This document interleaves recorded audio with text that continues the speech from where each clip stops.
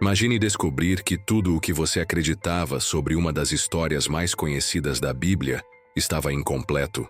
O que você faria se soubesse que Noé recebeu não apenas instruções para construir uma arca, mas também uma revelação tão impactante sobre o futuro da humanidade que foi deliberadamente omitida dos textos que chegaram até nós? Hoje, vou compartilhar com você o que os manuscritos antigos realmente revelam sobre o homem que salvou a humanidade e por que essa verdade foi mantida em segredo por séculos. Desenvolvimento do roteiro. O sol nascia lentamente naquela manhã, como em qualquer outro dia antes do cataclismo. Noé, um homem de 600 anos, caminhava entre as madeiras que seriam usadas na construção da imensa embarcação. Seus dedos enrugados tocavam os troncos de cipreste, sentindo a textura da madeira que Deus havia especificamente ordenado. O cheiro de resina preenchia o ar, misturando-se com o suor de seus filhos que trabalhavam incansavelmente. Mas o que poucos sabem é que a história de Noé vai muito além da simples narrativa de um homem que construiu um barco para salvar animais. Textos encontrados nas cavernas de Qumran, junto aos famosos manuscritos do Mar Morto, revelam detalhes que jamais chegaram às páginas da Bíblia que conhecemos. Noé não era apenas um homem de fé extraordinária. Ele era um visionário. Conforme os registros apócrifos do livro de Enoque, Noé nasceu com aparência sobrenatural. Sua pele brilhava como a luz e seus olhos iluminavam todo o ambiente. Seu avô, Matusalém, ficou tão assustado com o bebê que correu para consultar Enoque sobre o significado daquele nascimento extraordinário. Enoque revelou que Noé não era apenas um humano comum. Ele carregava em si uma centelha divina, uma marca especial que o conectava diretamente com o Criador. E foi por isso que, durante a construção da arca, ele recebeu muito mais do que instruções sobre medidas e especificações. Em uma noite de tempestade, 120 anos antes das primeiras gotas do dilúvio caírem, Noé teve um encontro que mudaria para sempre sua compreensão sobre o plano divino.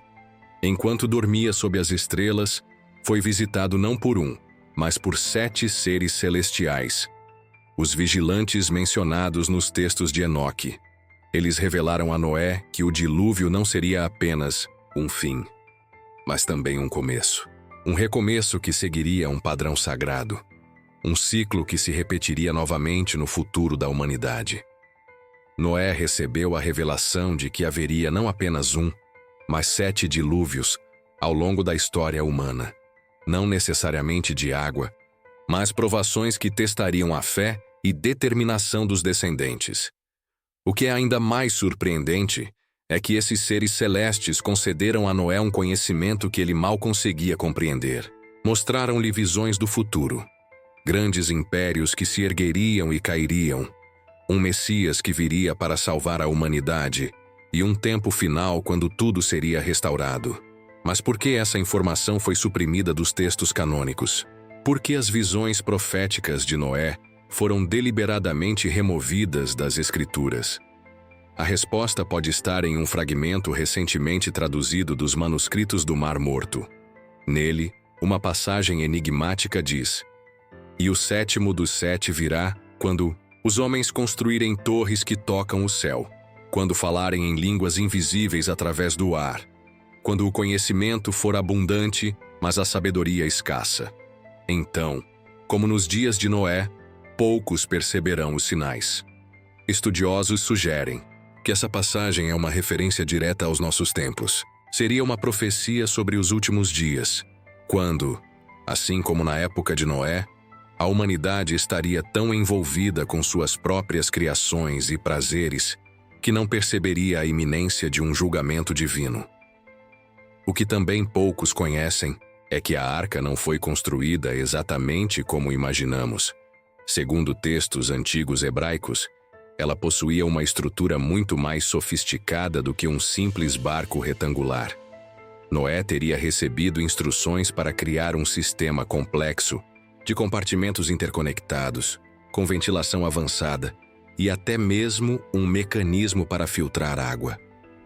Mais impressionante ainda é o fato de que, conforme o livro dos Jubileus, Noé levou para dentro da arca não apenas animais, mas também plantas e sementes de todas as espécies. Ele foi o primeiro botânico da história, catalogando e preservando a biodiversidade do mundo antigo. Carregava consigo um conhecimento profundo sobre ervas medicinais que foram usadas para curar doenças durante e após o cataclismo. Enquanto as águas subiam ao redor da arca, Noé enfrentava uma batalha interna ainda maior. Os textos apócrifos revelam que ele sofria com visões constantes do sofrimento daqueles que ficaram de fora. Podia ouvir seus gritos, seus apelos desesperados por misericórdia. Isso o atormentou durante os 40 dias e 40 noites da tempestade incessante. O que a narrativa tradicional não conta é que, segundo o Midrash hebraico, Noé quase enlouqueceu durante esse período. O peso da responsabilidade, combinado com a culpa de sobreviver enquanto outros pereciam, levou-o a um estado de profunda depressão. Foi apenas graças à sua esposa Naamá, cujo nome raramente é mencionado nas Escrituras, que ele conseguiu manter a sanidade. Naamá, descrita em textos judaicos antigos como uma mulher de excepcional sabedoria e força interior, sustentou a fé da família quando o próprio Noé vacilava. Há relatos de que ela mantinha um diário durante o tempo na arca, um documento que teria sido preservado por gerações antes de desaparecer durante a destruição do primeiro templo. Quando finalmente as águas baixaram e a arca repousou nas montanhas de Ararat, Noé e sua família enfrentaram um mundo irreconhecível. Os textos de Qumran descrevem uma paisagem desolada, um terreno lamacento onde nada crescia. O ar era pesado, carregado com o odor da destruição. Foi nesse momento que aconteceu o episódio mais extraordinário e deliberadamente omitido da vida de Noé. Ao pisar em terra firme pela primeira vez, Noé caiu de joelhos e teve uma visão. Viu 7 épocas distintas da humanidade. A primeira começando com seus próprios filhos repovoando a terra. A última terminando com um fogo purificador em vez de água. No centro dessas visões, via repetidamente o número 7. 7 eras, 7 provações, 7 oportunidades para a humanidade se redimir. Foi então que ele recebeu a instrução mais misteriosa de todas. Deveria escrever tudo o que viu em 7 livros distintos e entregá-los aos seus descendentes com instruções específicas para revelá-los em momentos precisos da história humana. De acordo com registros preservados por comunidades judaicas no Iêmen, 6 desses livros já foram revelados ao longo da história. Apenas o 7º permanece oculto, aguardando o momento certo para ser descoberto. Este último livro supostamente contém as profecias finais sobre os tempos do fim, incluindo sinais precisos que permitiriam aos fiéis reconhecer a aproximação do julgamento final. O que torna essa história ainda mais extraordinária é que arqueólogos têm encontrado referências a esses 7 livros de Noé em diversas culturas antigas, desde a Mesopotâmia até o Egito. Fragmentos que parecem corresponder às descrições desses textos foram encontrados em cavernas próximas ao Monte Ararat. Mas sempre que pesquisadores se aproximam de uma descoberta concreta, circunstâncias misteriosas interrompem as escavações. Um professor de arqueologia bíblica da Universidade de Tel Aviv, que preferiu manter-se anônimo, afirmou em 2022: há evidências crescentes de que os textos atribuídos a Noé eram muito mais extensos e proféticos do que a tradição nos levou a acreditar. O problema é que essas descobertas desafiam tanto a cronologia acadêmica estabelecida, quanto algumas interpretações religiosas tradicionais. Há também relatos intrigantes de que, após o dilúvio, Noé viveu por mais 350 anos, tempo durante o qual ele teria viajado extensivamente, compartilhando seu conhecimento com diversas civilizações nascentes. Isso explicaria por que tantas culturas ao redor do mundo, mesmo aquelas aparentemente sem contato entre si, possuem lendas sobre um grande dilúvio e um homem escolhido que sobreviveu em um barco.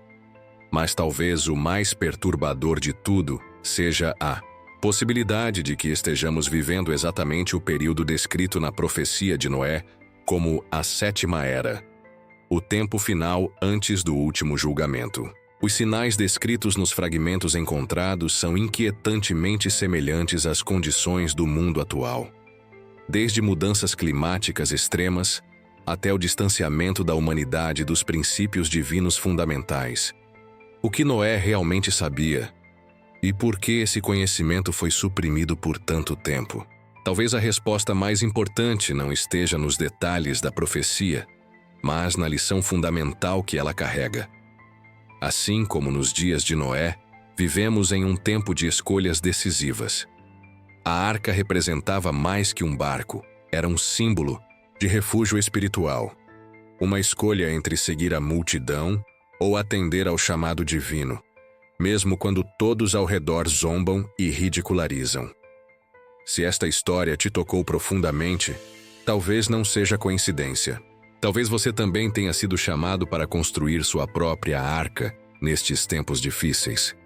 Não de madeira e piche, mas de fé e preparação espiritual. A pergunta final que fica é: você reconhece os sinais ao seu redor?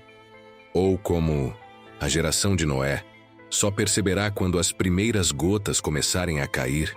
Compartilhe nos comentários se você já teve algum sonho ou intuição sobre os tempos que estamos vivendo. E se este vídeo chegou até você em um momento específico de sua vida, talvez isso também faça parte de um plano maior.